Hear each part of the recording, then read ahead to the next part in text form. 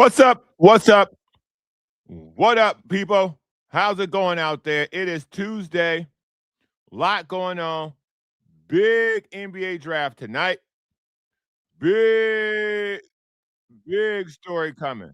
Big story coming tonight. I think there's another shoe to fall in this draft. I think there's another thing that's going to happen. We're going to see if it happens. I'm John Browner. As you can see, this is the John Browner podcast. The Greek heat. It happened. Finally. Tonight's draft is who you're going to take.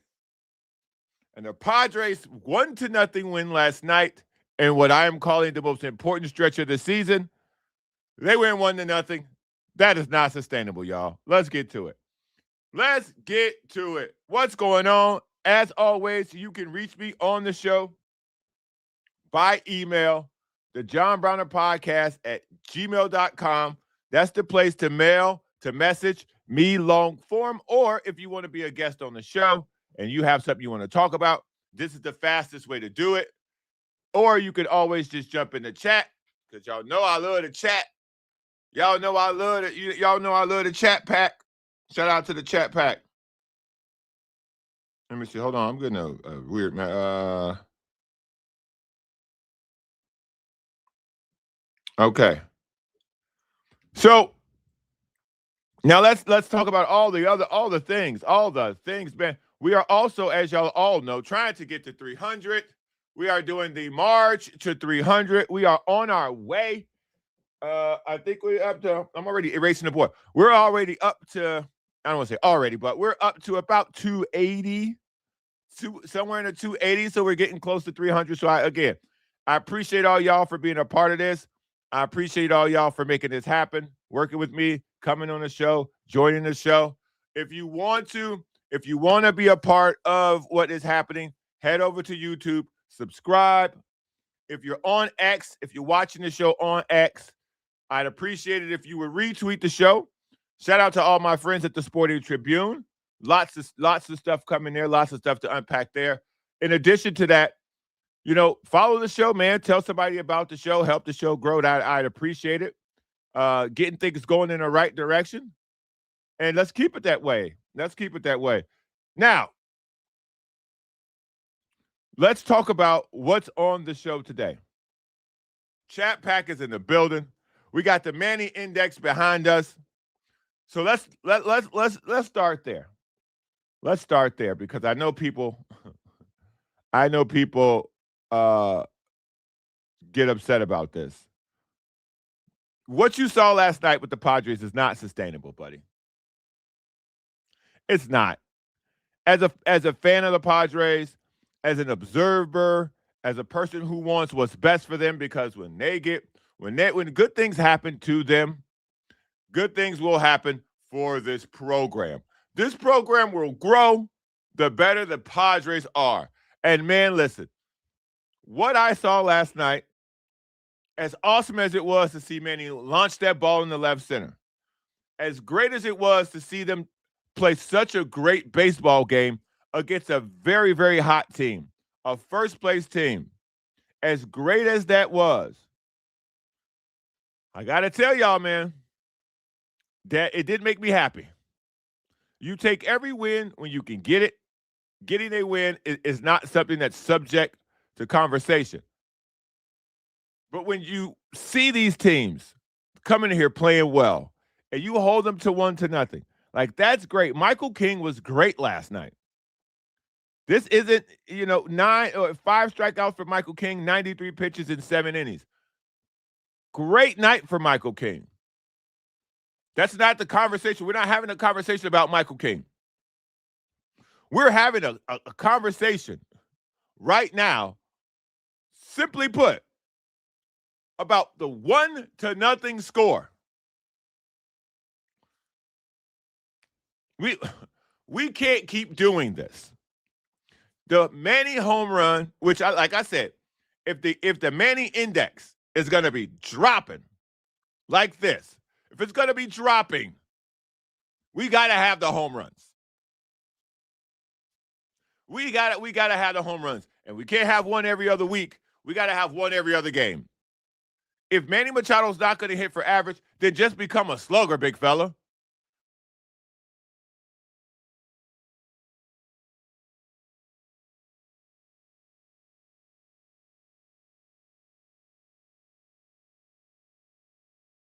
I'm back. Whoops. If if you're not going to do that, bro, just become a super slugger. That's all. Become a slugger. Hit home runs. Let that be the thing now. Let that just be the thing. Just hit home runs. Period. I'm okay with that. I'm sure to get something out of it, the fans will be okay with that. I'm sure you will be heavily applauded if you go, all right, listen, I'm just going to hit home runs. I'm going for power. I'm swinging for the fence wherever we go because I know this batting average is going to look bad no matter what. And that might be the adjustment. That might be the thing that they've all talked about, that they've gotten together and they say, hey, man, listen, from an average standpoint, this year, it's not going to happen. But we can launch that thing over the fence as much as we possibly can. And maybe that's what you're getting. Maybe that's what you're going to see. I don't know. I have no idea. I have absolutely no idea. But 1-0 is not sustainable. You don't have the pitching. You don't have the arms. You got the bats. The Padres have shown they've got the bats for a 1-0 win.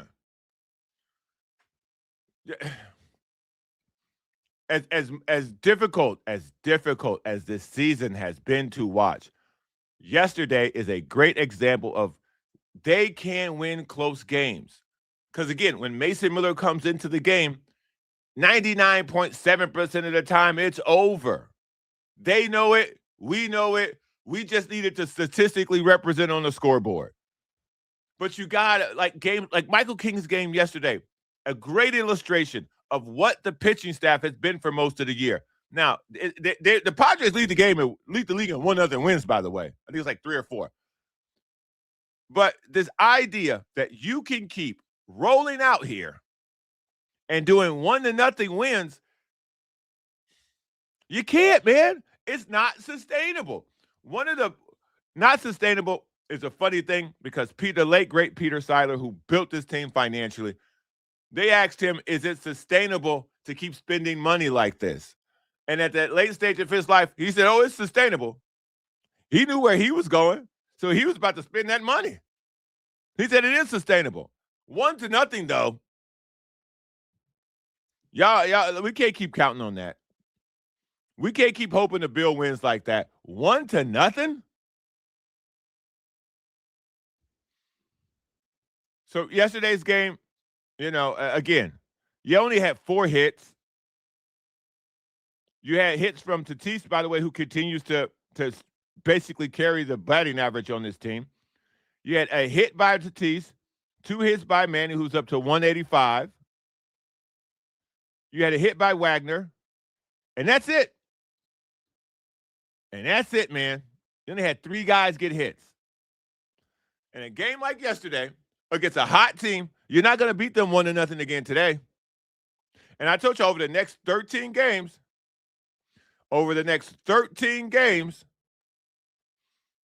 we're going to find a lot out. Over the next 13 games, I think the season will either be looking up or it'll be over. I don't think this is a middle-of-the-road situation. Because now all you got to do is win another game against the Braves. Now you've won the series. Can they do that? Can they follow Browner's formula to a good season? Try to win every series. And the series you can't win, you split them. Simple baseball.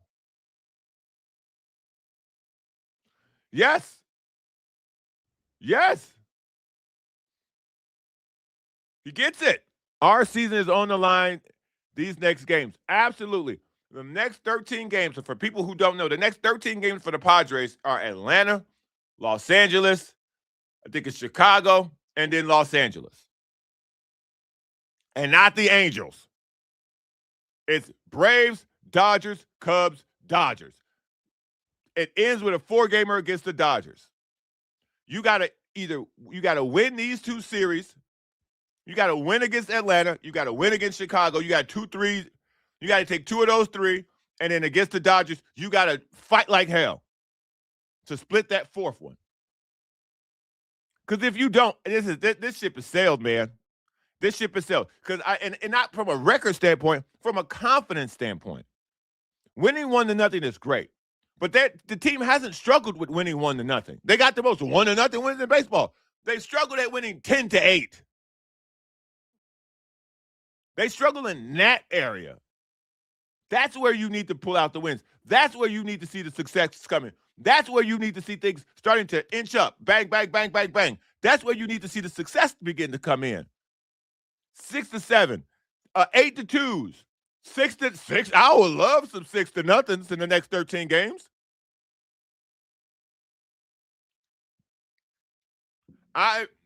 You asked a good question. This is a very good question. Shout out to the chat pack getting active today. Do I think these games determine whether they buy or sell at the trade deadline? No, I think whether they buy or sell at the trade deadline is really up to the new owners. And I mean from a sell perspective, because when it comes to the everyday lineup, what more is there to buy? What more are you buying? You have Manny, who's going to play every day, regardless of the average. You have Tatis, who's going to play every day, regardless of the average. You have Merrill, who's going to play every day, regardless of the average. You got Sheets worked in there. You got Bogarts, who's going to play every day, regardless of the average. When Laureano comes back, he's going to play every day. That's 6 guys. That's 6 guys. So no, you only got second base, first base, and maybe left field or right field because Tatis goes, he alternates. You don't need it. You're not going to get a catcher. Just financially, there are no good catchers. You don't have enough to give to get a high-level catcher at this particular point. So all you can really be shopping for is pitching. I've said this before. They need the guys who they're paying to hit. Tatis is now hitting. You need Merrill to start hitting. You need Xander to start hitting in a 260, 280 range. And you need Manny to turn it to Mark McGwire. Graham, shout out to the chat pack. Told y'all chat pack lit today. Graham says Laureano's out for the season. Well, there you go. So take him off. So now you need a left fielder, possibly another right fielder, because Tatis is at second base. Gavin Sheets pretty much plays first. Because if not, he puts his heels on the warning track and everything falls in front of him. I know we've all seen that. So yeah. I don't think I don't even with that news. Where's Jake Cronenworth? Is he out for the season too with this magical concussion? Well, who is the Padres medical doctor? Mr. Magoo? Like Doogie Howser? Like why do these injuries last so long? Let me see. Tariq Skubal is the only thing Padres might go for after AJ. Look, man. This ain't that hard for me either. I got to tell you, man, I don't think. Hold on, I'm reading something. I don't think that Tariq Skubal's coming. And I'm also a firm believer that if somebody like Salas isn't here by now, he not gonna be productive. He not coming.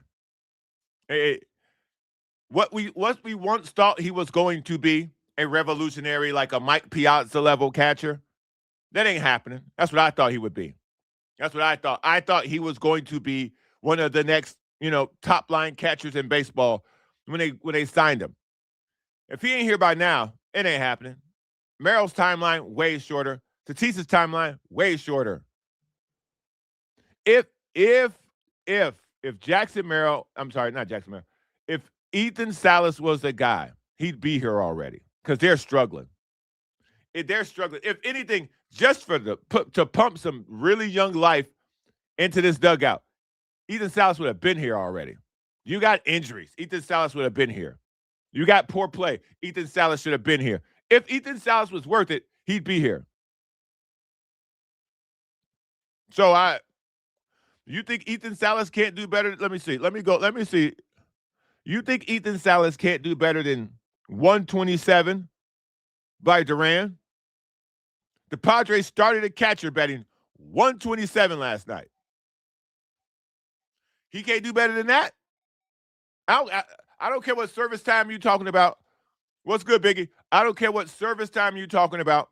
I don't care what if he can't outdo what we got now at catcher, buddy, he trade bait. He trade bait for Jaws. Dun-na, dun-na, dun-na-na-na-na-na-na. He trade bait, bro. This is a sucker's bet. This is a sucker's bet. And you're going to have to pay Tariq Skubal. And so this is why, and you're going to have to give up a lot to get him. And Detroit's really turned it around lately. So he may not even want to leave. But you're going to have to pay that man. You got to show him the money. I think Padres are done showing people the money. I don't care who the new owners are. Unless it's Elon Musk with that SpaceX money.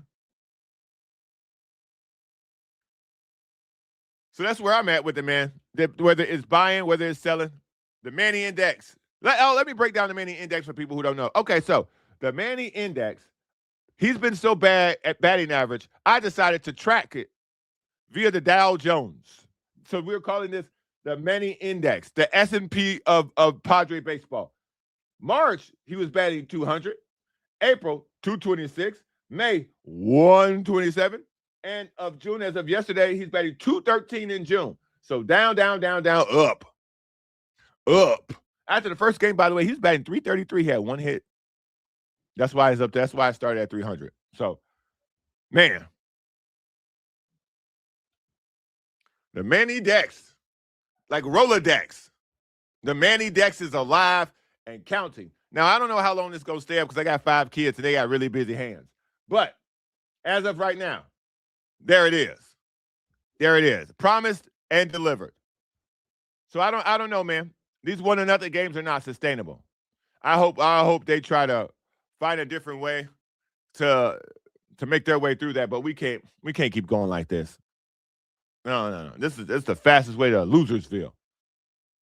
As always, man, if you're on X, holla at me on the Sporting Tribune. If you are watching this show via YouTube, please subscribe to the show. I'd appreciate it.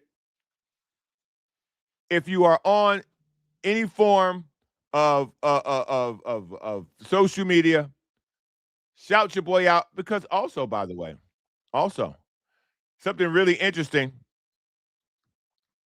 We're also on Twitch. We're also on what is this? Twitch and Kick. We're on Twitch and we're also on Kick. So we kicking it and we twitching it and we Facebooking it, YouTubing it, Xing it. So we trying to reach as many people as we can, man. Excuseless runner in the building. What up, dog? He says, man, GA could have stayed in Milwaukee. Giannis could have stayed in Milwaukee if he wanted to keep losing. All right, let's get to this trade. Nope, that's the draft. Nope, that's what we just talked about. Okay, here we go.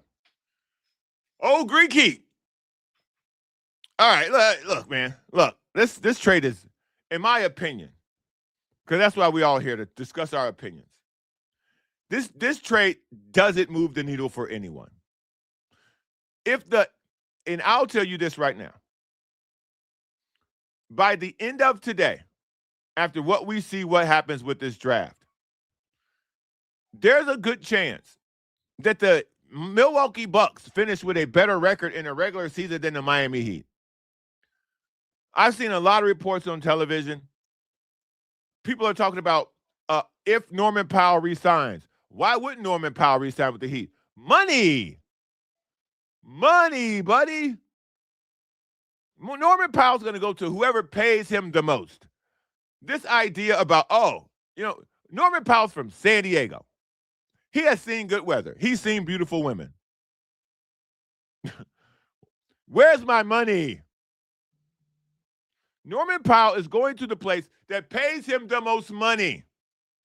The Miami Heat's team pretty much consists of Giannis, Bam Adebayo, Bobby Portis, and everybody else in the chat pack. I this this idea that Miami is going to find a player that can contribute to winning a championship. I don't care what you throw out there. That team's not better than the Knicks. Who's shooting the ball? Bam is not a three-point shooter. Bobby Portis is not a three-point shooter. Giannis is not a three-point shooter. In a league where shooting the three is vital, where shooting the three is the lifeblood of almost 60% of the teams, who's shooting threes? I hear a lot of talk about Giannis being a great defender. Who's he defending? Show me his defensive highlights of him shutting down a star player in a playoff game. I can't find it for me. Now, in the East, okay, because I heard this a lot too. I've heard this a lot too last night. This 80-point Bam game. Bam will never score 80 points again with Giannis on the court. And by the way, he was playing the Wizards that night. Okay? He was playing the Wizards. He might as well have been playing the Washington Generals, man. This idea that, and I like Bam Adebayo, I really do. But if Bam's your third or fourth best player, you might be a championship team. No lie. But if Bam and Giannis are your two best players, I'm packing the paint. I'm talking about girls' high school basketball level. I'm packing the paint. You see if you can show me you can make some threes. And I mean a lot of threes. Not just two or three. You're going to have, if you're defending Miami, we, all five of us, we just go stand in the paint. You're not driving in this. Get out of here. Oh, Davion Mitchell's their point guard. So? Who is he? What has he done? He's good defensively. He was on the Kings, at least. I haven't heard of him since he left Sacramento, and that tells you something. If somebody leaves Sacramento and you haven't heard of them since then, it went downhill, buddy. I mean, if you're telling me that you're going to pair up Bam Adebayo and Giannis, and that somehow excites you, buddy, you haven't seen them pair together at the same time. Giannis doesn't shoot jump shots. There's no floor spacing between your best two players. Your best two players have to complement each other. Giannis is not a post player. Neither is Bam. You can't throw the ball this isn't throwing it to Tim Duncan. This ain't throwing it to Shaquille O'Neal. Hell, this ain't throwing it to Chris Webber. You need to be able to throw that ball on the block and have the other big play along the mid-range on the weak side of the ball. That guy needs to be able to crash the offensive boards. That Bam can do. But Giannis isn't a mid-range jump shooter. He's a downhill roller. So the way this is played out, the way this trade played out, Milwaukee won the trade. They got two first-round picks in 2031. I think my kids will be in high school by then. I don't know how long the hell those picks have gone. They got Khalil Ware. I like Khalil Ware a lot. Tyler Hero's whatever. He's a better version of Austin Reeves. So I just, it is what it is. It literally is what it is. What the Miami Heat gave up was the parts from a team that finished 10th. What the Milwaukee Bucks gave up was the parts, the engine on a team that didn't make the playoffs. So it was really nothing for nothing. Giannis, the player, sounds great. But when people were saying that, oh, they're going to trade him to Boston for Jaylen Brown, I'm like, Milwaukee wins that trade. Jaylen Brown's younger, has a championship, has a finals MVP, can dribble, can shoot, can make free throws, can defend his position.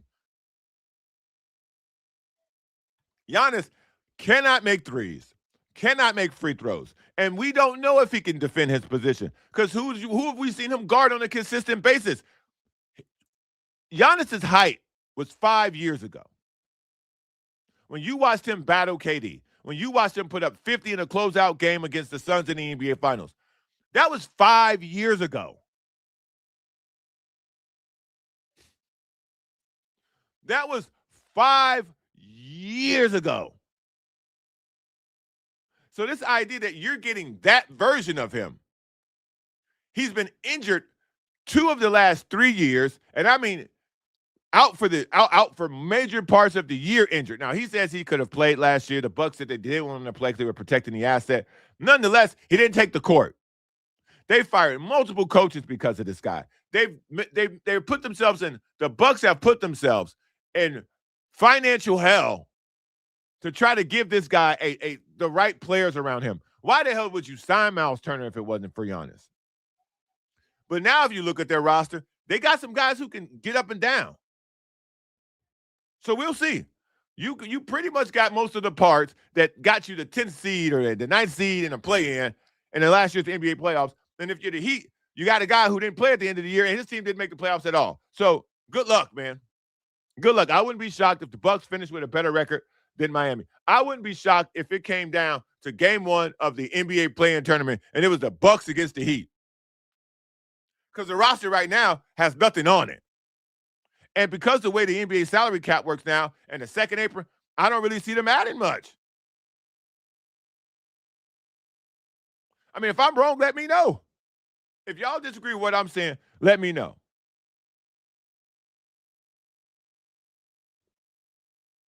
Biggie says, oh, Milwaukee won this trade, especially with getting the draft picks too. Miami played themselves. I agree. Finally, Giannis being traded. I'm so tired of the fake trade deals and the news. Come on, move on. I agree. I agree.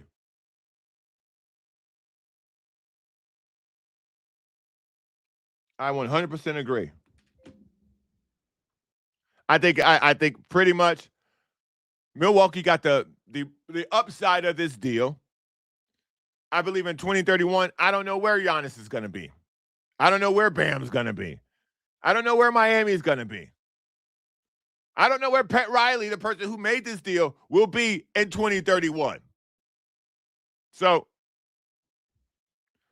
I thought the Julius Randle move was really a nothing burger too. I saw the trade that the Celtics offered for Giannis was Jaylen Brown and some picks.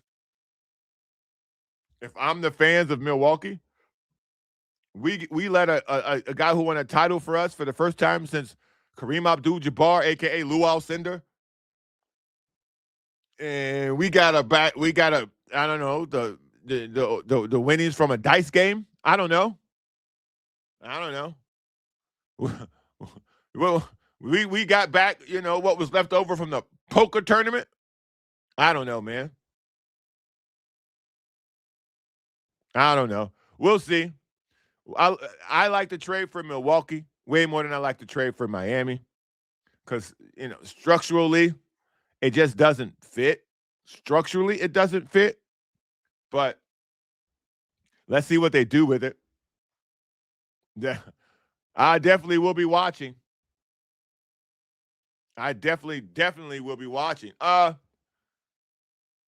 NBA draft is tonight. Big draft. Big draft. I think we all know who's going to go number 1. So I think AJ DeBonsa goes number 1. Now, the number 2 pick, to me, is in play. Because I honestly believe the Utah Jazz, they took Ace Bailey last year, who had a lot of red flags. I honestly don't see them taking Darren Peterson because of the red flags. They asked him recently about what did he think of the NBA playoffs? He said, I got a new dog I haven't been watching. This is from a guy who didn't play because of cramps. This is from a guy, if you got Bill Self a couple of drinks at the bar, he'd tell you that was one of the worst players he's ever coached.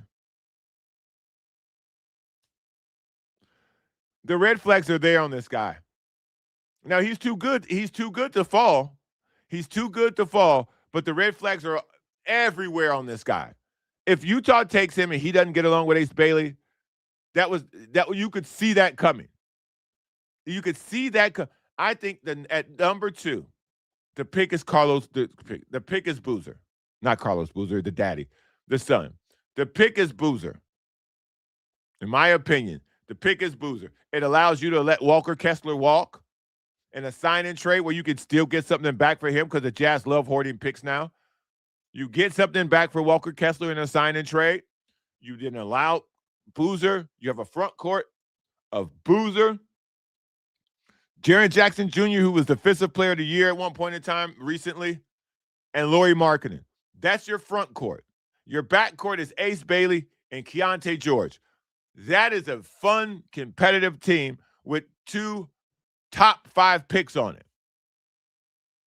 I would rather, as Utah, I would rather go with that. I would rather take a swing with that than to bring in Darren Peterson and Ace Bailey and Keontae George, 3 guys who want to shoot.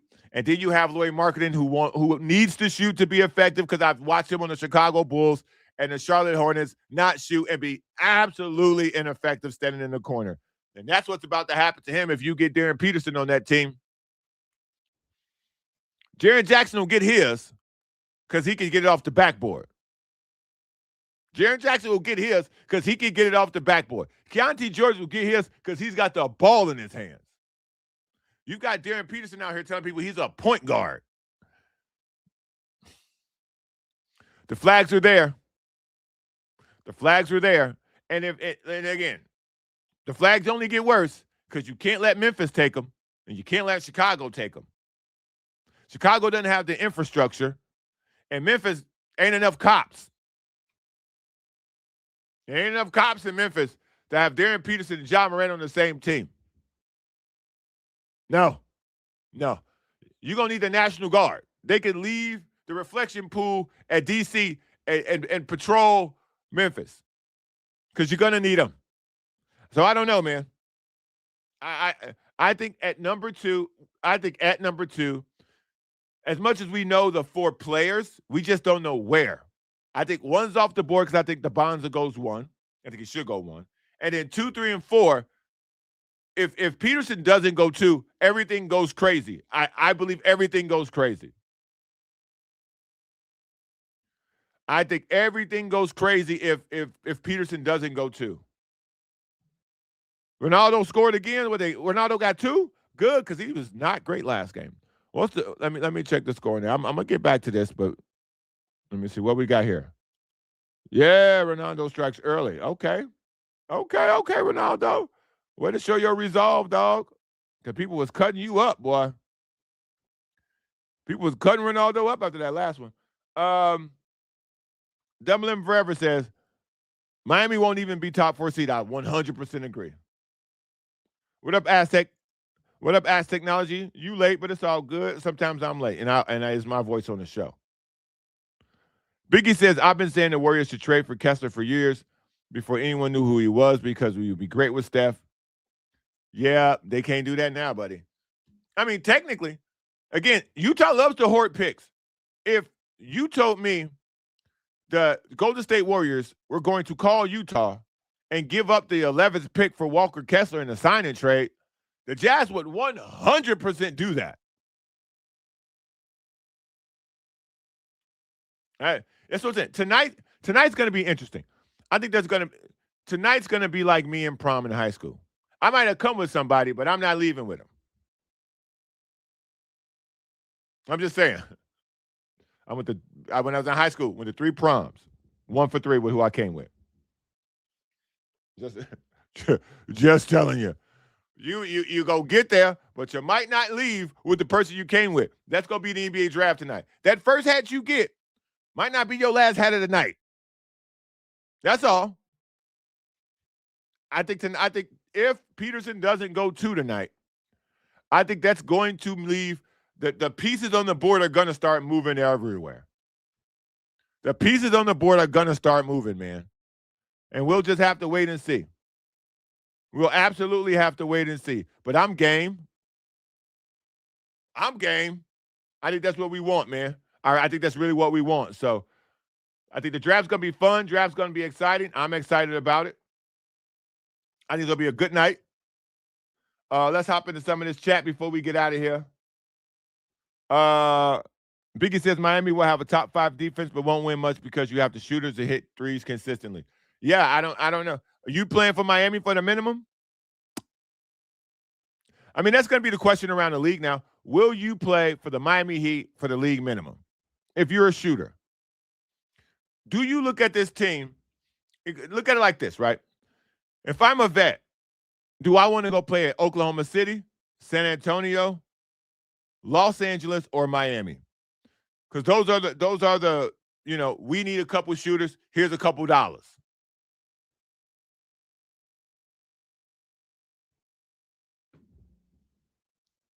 That's the question. That's the question. If I'm a shooter in the NBA and I'm looking at the landscape, do I want to go live in Los Angeles and shoot threes there? Do I want to go to San Antonio and shoot threes there? Do I want to go to Oklahoma City for cheap and shoot threes there? Do I want to go to Miami and shoot threes for cheap? Here's the problem. Miami's real estate through the roof. Like Manny's index is through the floor. The real estate in Miami is through the roof, buddy. The real estate in Miami is highway robbery. You will be in the league playing for the minimum, living in a studio in South Beach. Do you want to go to San Antonio and be the vet in that young gun situation? That's what I would do if I'm looking for a championship. Do you want to do that in OKC? That's what I would do if I'm looking for a championship. If I'm thinking lifestyle, do I want to come shoot threes for cheap in Los Angeles? Yeah.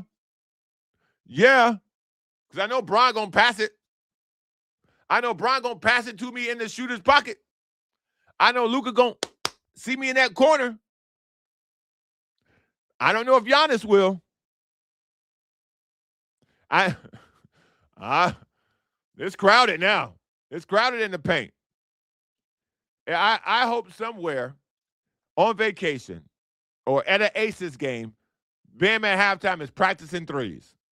Corner threes, elbow threes. I hope so. I hope Bam is with Asia Wilson right now somewhere, working on this three-pointer. Because you holding the ball, dribbling against 5 people, Bam, somebody else finna do that now. I'm just saying. Oh, this is Biggie. Don't forget, there are other incentives to living in South Beach. You know what I'm saying? I do. The women are spectacular. The women are absolutely spectacular. The weather is A+. And in California, the government, them taxes, gonna tap that pocket. The taxes gonna tap that pocket, big fella. But if you in the league, that property tax gonna tap your pocket in Florida, big fella. That's the secret they don't tell you about. There's no state tax in Florida. The property tax is a motherfucker, though. That's a quiet secret they don't tell you. That property tax is a bitch in Florida.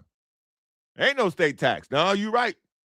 People are like, oh, you can save so much money by living in Texas and Florida. That's no state tax. You get that goddamn property tax at the end of the year for your house.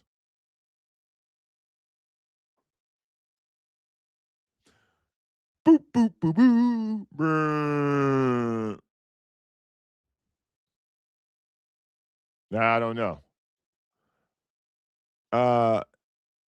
Tote Mexica says Miami has consistently done this throughout the years, and it works out well for them. Not always. It didn't work with Bam. Jimmy got them to the finals at the 8th seed. They didn't win. So if you get to the finals, you don't win. What's it worth to you? That wasn't sustainable. Last topic, because we had the 40-minute mark. Okay, unless something else piques my interest. Last topic, slight pivot. Manny Machado for Denver straight up. Win-win for both teams. No. See, let me help you, Double M Forever. When you take out your trash, you're supposed to put it in the dumpster. You don't take your trash out and exchange trash with the neighbor across the street. That's not how you take the trash out, buddy. You don't hand your neighbor your garbage and he hand you his garbage. That's not how it works. It's a hard no for me. It's a hard no. As a matter of fact, that's a hell no. Lots of L's. Lots of all cap NOs. Capital N, capital O. I like the idea though.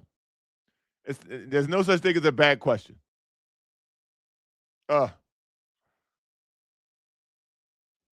Also, Biggie says the other big secret people miss is sales tax, which everyone has to pay. Yeah, man. Folks, these folks in these they think they got you. People don't read the fine print, man. People always read the headline. They don't read the article. The sales tax in Florida, the property tax in Florida and in Texas, gargantuan. The house always wins, buddy. The house always wins. All right, y'all. This has been hot. I enjoyed it. Good day. Shout out to everybody who came in the show today. As always. Oh, by the way, USA game against, I guess they don't call it Turkey anymore. Tukur. Tuke. Tukur. I don't know. I don't know.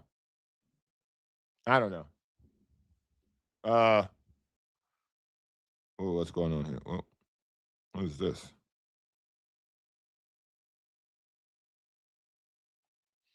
Whoa, I don't know what's going on here. So yeah. Good day. Good chat.